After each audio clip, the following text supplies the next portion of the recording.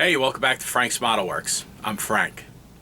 Next up, my featured build series is this Moebius 1970 Ford F100 Short Bed pickup truck. This was a fun kit. It was the first Moebius kit I ever built. I thoroughly enjoyed myself, and it's a departure from what I usually do when I'm building something. Rather than a shiny showroom stock, well taken care of vehicle, I decided to build this short bed pickup as a pickup truck that's just been beaten.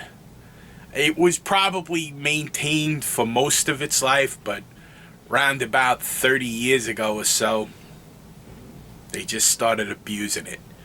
So, or neglecting it, whichever the case may be. I'm a big fan of the barn find restoration and recovery channels on YouTube, like Vice Grip Garage or Dylan McCool. I really enjoy watching that type of content, so I tried to emulate the kind of stuff you would see on those channels in this build. And in so doing, rather than using your typical model car lacquer, I actually used Tamiya acrylics. Specifically, I used Tamiya XF21, which is a color known as Sky. It's also known as Duck Egg Green. It's the same paint that's on the bottom of Spitfires from round about 1940 or sooner. I also used Japanese Navy Dark Green, Tamiya XF11, for the dark green that you see here. That one is, I'm going to put up pictures. It's the same paint that's on this Zero in 1/48 scale, and it's the same paint that's on this Gecko, which is also in 1/48 scale. I wanted to be able to have a paint that I could chip, I could wear down, sand away, to complement where I had ground down the plastic to make it look like you had rust coming through. So stick around. I'm going to try to do some voiceover commentary to describe the techniques that I used in building this, and I hope you enjoy it.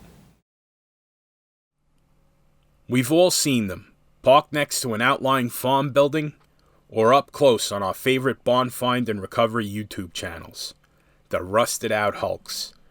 Some were nicely optioned work vehicles, or bare bones grocery getters, while others are rare muscle cars or four-door luxury sedans.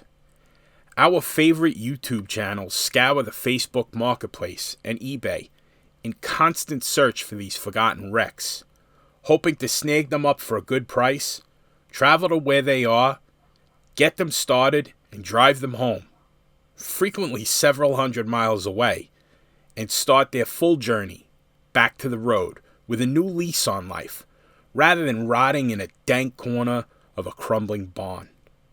I wanted to build a model that I thought captured the exciting moment that one of these talented mechanics, having gotten an old truck running and mounted the new tires he shipped ahead of him to get the old gal rolling, with the final touch of a new, old stock gas cap, he'll throw his luggage and the handful of tools he brought with him onto the seat next to him and point it homeward, carrying our own hopes with him that he makes it there. Follow along and I'll show you how I did it.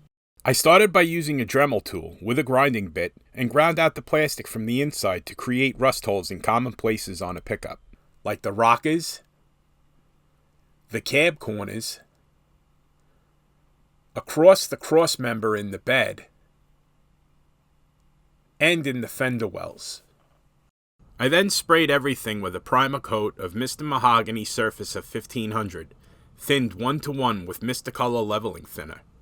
I used this primer specifically because it looks like dark brown rusted metal, and it would be a good base to chip the paint back to in the next step, which was spraying the body with Tresemme hairspray to act as a chipping medium for the color coats.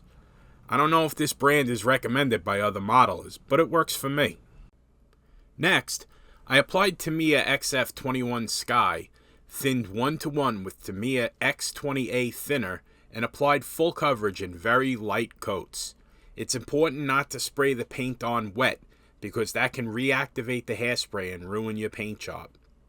After that, I sprayed on Tamiya XF11 Japanese Navy Green, again thinned with Tamiya X20A thinner.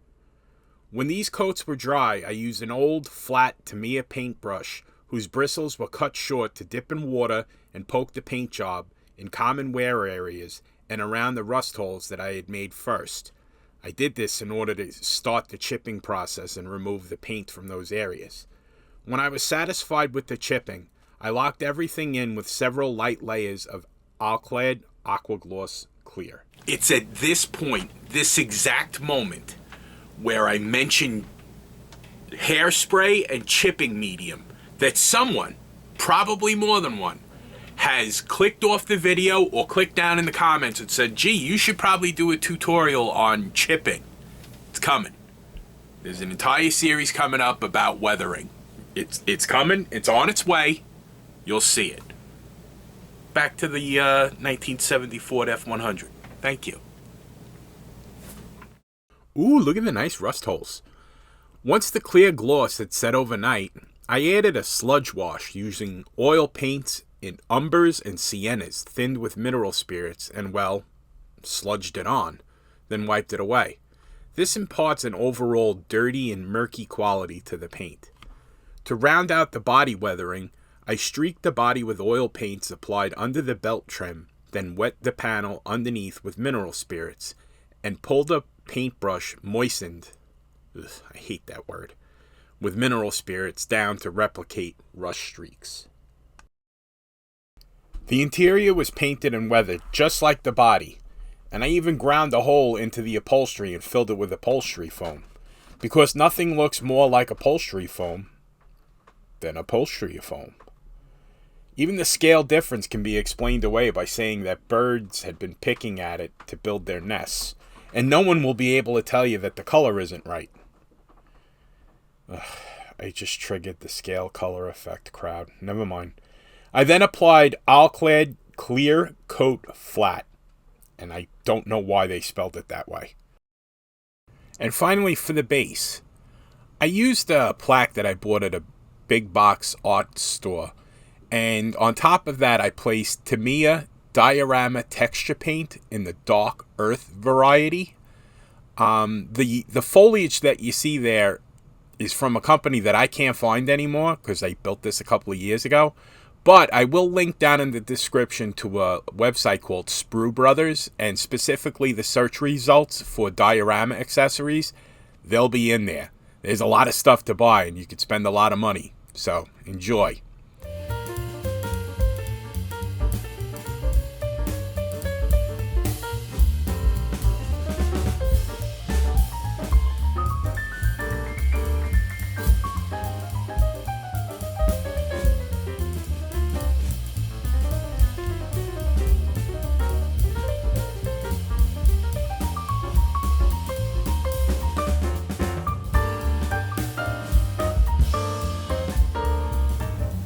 That was the Moebius 1970 Ford F100 Short Bed pickup.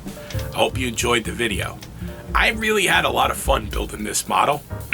I built it about 2 years ago, around this time in 2022. And I remember having a good time. I remember making the base also. I really enjoyed that. And a lot of folks, when they see it, they like it. They like it almost as much as my shinier build. So coming up in the future, I'm going to be probably doing some more beat up vehicles. So stick around. Stay tuned for that. As always, I got Frizzo's back. I appreciate your support. And until we speak again, my friends, take care of yourselves and be well.